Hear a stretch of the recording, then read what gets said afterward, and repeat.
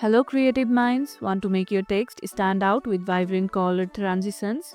Let's add gradients to your text in Adobe Express. First, open Adobe Express and either start a new project or select an existing one. Select the text you want to apply the gradient to.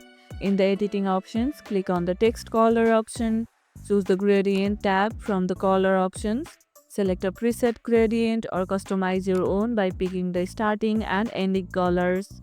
Adjust the angle or direction of the gradient for a perfect effect. You can create unique looks by combining different color gradients and text styles. Be bold with your choices. If the gradient looks too harsh, try adjusting the intensity or using more subtle colors for smoother transition. What's your favorite gradient combo?